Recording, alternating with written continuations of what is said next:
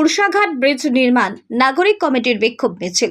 দীর্ঘদিনের দাবি মেনে হয়নি কাজ, তাই লাগাতার বিক্ষোভ মিছিল ও নানা সরকারি দপ্তরে লাগাতার ডেপুটেশন দিয়েও হয়নি সমস্যার সমাধান।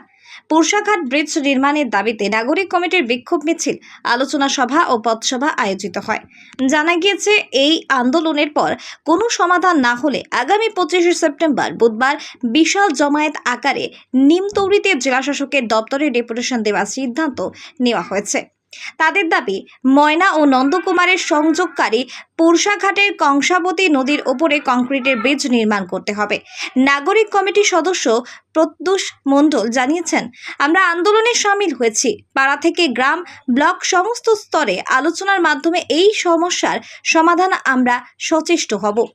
জেলা শাসকের দপ্তরে ডেপুটেশনের মাধ্যমে বিধায়ক সাংসদের দপ্তরে অভিযোগ করে প্রয়োজনীয় ব্যবস্থা গ্রহণ করা হবে বলে জানিয়েছেন তিনি। নাগরিক কমিটির সহসভাপতি অমিত বেরা জানিয়েছেন, বর্ষাকালে এই ব্রিজের অবস্থা দুর্বিষহ হয়ে ওঠে।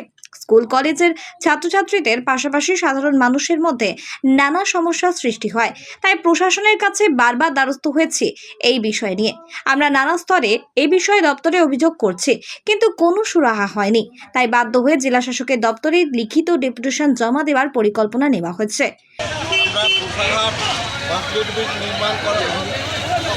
কমিটি আমরা আজকে বসেছিলাম কুন্ডুপাড়া প্রাইমারি প্রাথমিক স্কুলে এবং দীর্ঘদিন পরে আমাদের বসা হলো। তো আমরা এই ব্রিজটাকে নির্মাণ করার ক্ষেত্রে সাধারণ মানুষ, ময়না এবং নন্দকুমার উভয় পাশের যে জনগণ আমরা আছি, এই ব্রিজের এক প্রয়োজনীয়তা উপলব্ধি আমরা দীর্ঘদিন থেকে আন্দোলন করে আছি এবং উপলব্ধি করে আসি যে এখানে কংক্রিট ব্রিজের একটি প্রয়োজন আছে।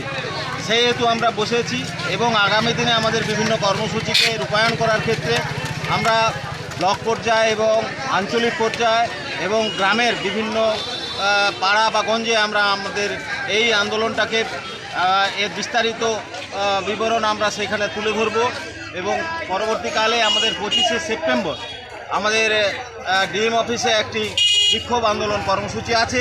সেই কর্মসূচিকে রূপায়ণের স্বার্থে আমরা সবাই ঐক্যবদ্ধভাবে ওই জায়গায় আমরা উপস্থিত হব এবং ডিএমের কাছে আমাদের এই ব্রিজের যে প্রয়োজনীয়তা আছে সেটা আমরা তুলে ধরার চেষ্টা করব। এইগুলি আমরা আমাদের আলোচনা করলাম এবং আগামী দিনে আপনারা সবাই আমাদেরকে এই আন্দোলনে সামিল হয়ে আমরা সহযোগিতা করবেন, এই আশা আকাঙ্ক্ষা রেখে পুরসাঘাট ব্রিজ নির্মাণ কমিটির পক্ষ থেকে সবাইকে ধন্যবাদ জানিয়ে আমি আমার আপনার পরিচয়? আমার পরিচয়, আমি প্রত্যুষ কুমার মণ্ডল এবং আমার বাড়ি ময়নাতে এবং পশ্চিম লক্ষ্মীপুর গ্রামে। আমি গ্রামের অধিবাসী।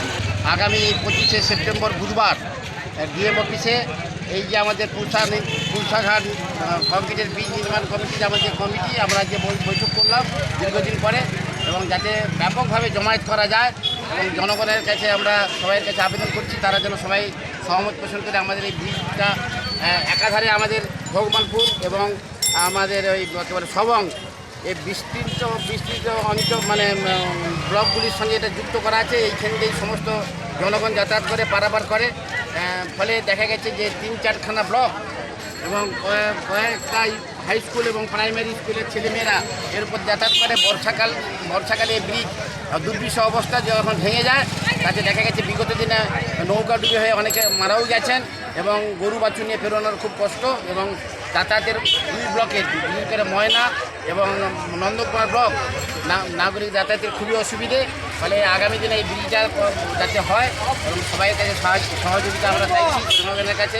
এই নিয়ে আমরা দীর্ঘদিন পরে আজ বৈঠকে বসলাম এবং আগামী দিনে আমরা বিভিন্ন কর্মসূচি অঞ্চল, ব্লক, জেলা, এমনকি আমরা নবান্ন পর্যন্ত আমরা ডিএম পর্যন্ত আমরা যাব এবং নবান্ন পর্যন্ত আমরা এই ব্যাপারটা নিয়ে আন্দোলনের জন্য আমরা অগ্রসর হব, যাতে আমরা জনগণের কাছে আমরা সহযোগিতা পাই। তার জন্য আমরা সবাইকে আবেদন করছি।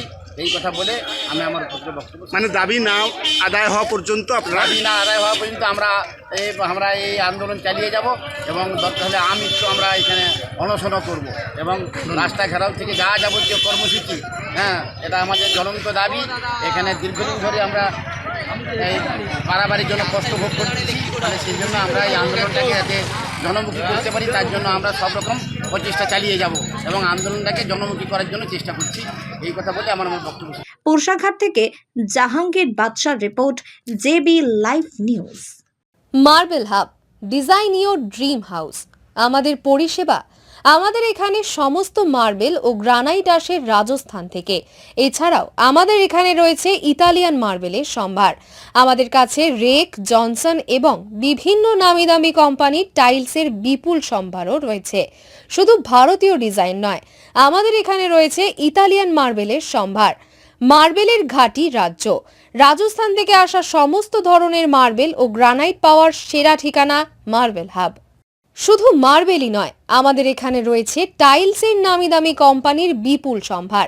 তাই আর দেরি নয়, আপনার স্বপ্নের বাড়িকে সাজাতে বিশ্বাসযোগ্য ও আপনার সাধ্যের মধ্যে মূল্য ও উন্নত মানের মার্বেল পাওয়ার একমাত্র ঠিকানা মার্বেল হাব।